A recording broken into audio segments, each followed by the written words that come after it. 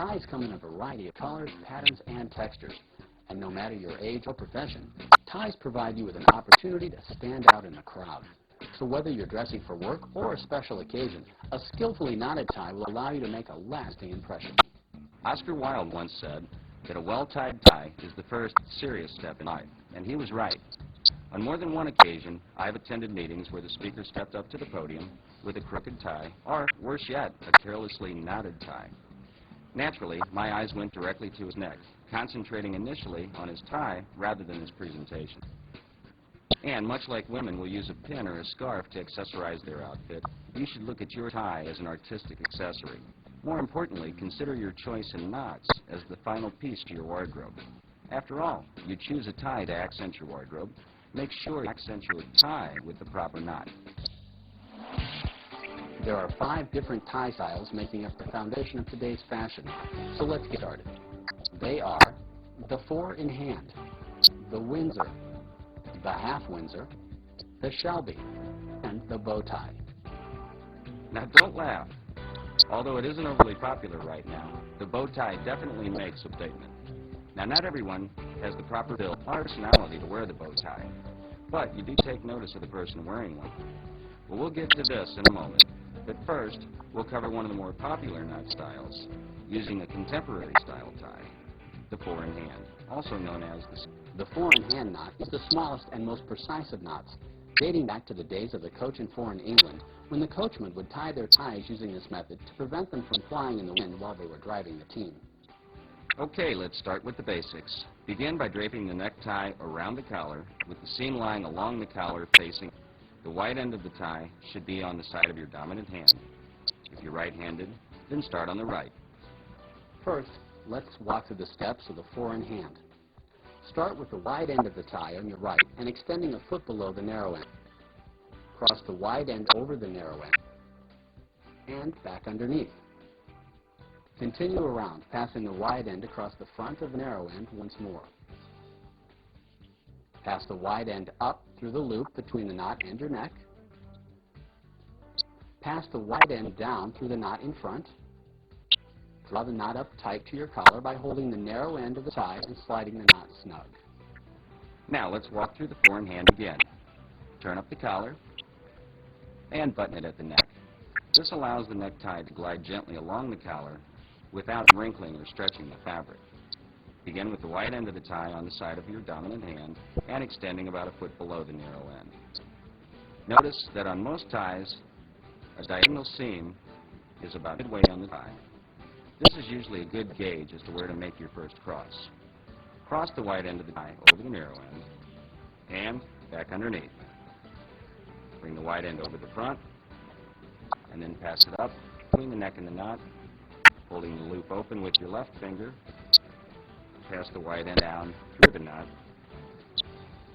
And notice that tucking the loop through with your index finger of the right hand, this allows you to maintain knot while you pull the material. And this goes for all knots. Shape your knot and draw tight. Turn down the collar. And there you have a nice, clean 4-in-hand. Next, we'll help you master the half Windsor. Now pay close attention because I'm about to reveal a new twist to the traditional directions. Why is this necessary? Well, the half Windsor has always appeared to be a little lopsided, until now. Start with the wide end of the tie on your right and extending up below the narrow end. Cross the wide end over the narrow end and wrap it back underneath. Bring the wide end up towards your face and turn down through the loop to your right, not your left. This is the new twist. Traditional directions say to go to your left. However, we found that bringing the wide end to your right results in a more symmetrical knot. This allows you to pass the wide end around the front from your right to left. Then, go up between your neck and the knot, and down through the knot in front. Tighten carefully and draw up to the collar to complete the improved half Windsor. Now, if you've ever had problems getting your finished tie to hang to the proper length, here's a look. Start by letting the wide end hang to twice the length as the narrow end. To check if you've done this properly, draw the wide end up to the edge of the neck. The length of the double end should be equal in length to that of the narrow end. Now you want to experiment with any new tie though, because there are a number of variables that affect the length of the final tie. The thickness of the material and the length of the tie itself, the thickness of the neck and the length of the torso. Also, knot styles require differing lengths of material, so you'll want to vary the point at which you make your first cross. Now let's step through the half Windsor once more. The right end of the tie should be on the side of your dominant hand and extending at least a foot below the narrow end. Cross the wide end over the narrow end and back underneath. Bring the broad end up towards you and then down through the loop between your neck. And switch the wide end to the right this time, not to the left. This is the new twist. This allows you to bring broad end from the right across the front to the left, and then bring the broad end up between your neck and the knot, pass it down through the loop, draw your material, and then draw it up tight. And there you have a half Windsor. See how even the two sides are? I should point out that after being tied, the tip should touch the waistband of the pants, and the two ends of the tie should either be equal in length or the narrow end a fraction short. Remember, the inside of the wide end of the tie has a band into which the narrow end of the tie is tucked to hold it in place. The Windsor. If not done properly, this knot can come out looking very bulbous and unsightly. So pay special attention on this one. It's worth the extra effort. Start with the wide end of the tie on your right and getting a foot below the narrow end. Cross the wide end over the narrow end and bring it up through the loop and down to your left. Next, bring the wide end around behind the narrow end to your right.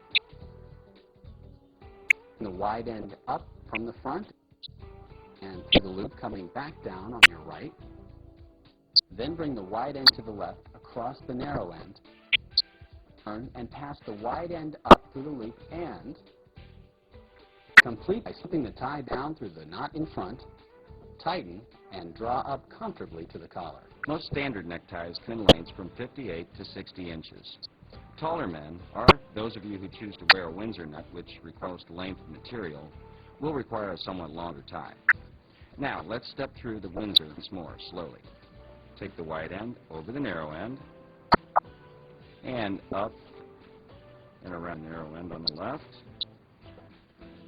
crossing underneath, bring the wide end up and towards you, down through the loop between your neck and the knot on the right. This forms the V. Now, bring the broad end from the right across the front of the knot to the left, and bring the knot up between your neck and the knot, tuck it down through the loop in the front of the knot, shape and form, and draw it up. You have a full Windsor. When properly tied, it should have a nice lean dimple like this. Bow ties. Though you usually see them worn by the college professor or stock market analyst, bow ties are usually worn at formals with a pleated front shirt. They make a unique statement, and depending upon the setting, they give a man a suave or intellectually professional look. The general rule of thumb is that the bow tie should never be broader than the widest part of the neck and should not extend beyond the outside points of the collar. Start with the end in your left hand, 1.5 inches below that in your right hand. Cross the longer end over the shorter end and pass up through the loop. It's important to make sure the tie is snug against your collar at this point. Form the front loop of the bow by doubling up the right and placing it across the collar points. Hold this front loop with the thumb and forefinger of your left hand. Drop the long end down over the front. Using your forefinger, push the hanging end of the tie up behind the loop in front and poke the resulting loop through the knot behind the front loop as shown. Even the ends and tighten. It's really not as complicated as it looks. Here, let me